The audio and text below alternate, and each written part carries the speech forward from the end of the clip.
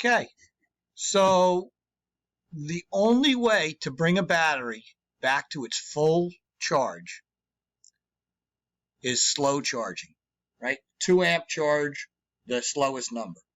It takes a long time, but it's the only way to get it to the full amount, and that minimizes the chances for overcharging the battery.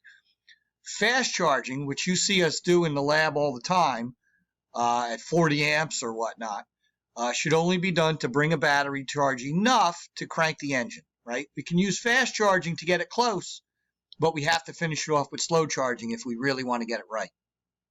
So if you look at this chart, open circuit is strictly taking a voltmeter and measuring across the 2 terminals of the battery, right? That's considered your open circuit voltage. So look at 12.6, the specific gravity of 1.265, that's 100%.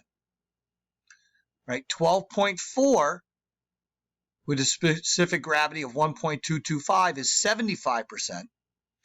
12.2 is 1.190 specific gravity at 50%. And 12 volts is 1.155 at 25%. So when we say a 12 volt battery, we're talking about a battery that's almost dead. Right? The only reason why we use 12 volt in our experiments and our things is because it's a round number.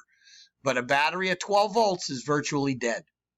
11.8, 1.120, and that is dead. Nothing in it. So now if you look at the difference in time. Right? At 60 amps, we can charge a battery up to full charge, but not full charge. It's just shy of it, right? If you want to fill in the little nooks and crannies, that comes with a slow charge. So 15 minutes at 50 amps, that would be 20 minutes. 27 minutes at 40. 35 minutes at 30. 48 minutes at 20. 90 minutes at 10. And if we start working down this list, right, full charge, we don't need anything.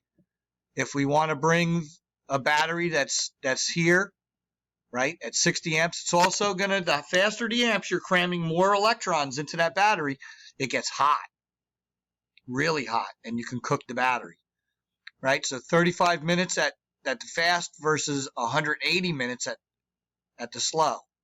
And this is not even slow, right? This is 10 amps. Slow is 2 amps.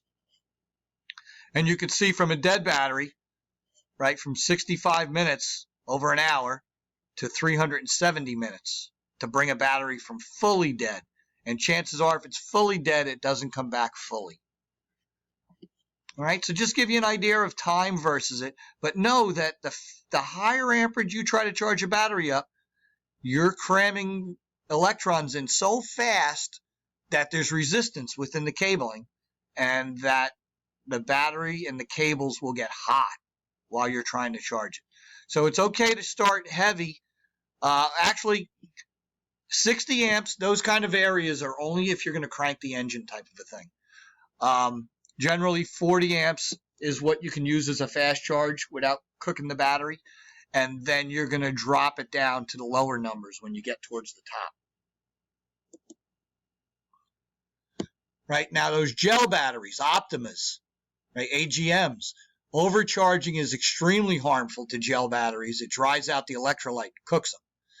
If continually undercharged, a layer of sulfate will build up on the positive plate, and the battery will not come back from that. What you need to do is limit the voltage of a charger to 13.8 to 14.1 volts at 68 degrees. All right? And if you buy a good battery charger that does AGM, it does exactly that.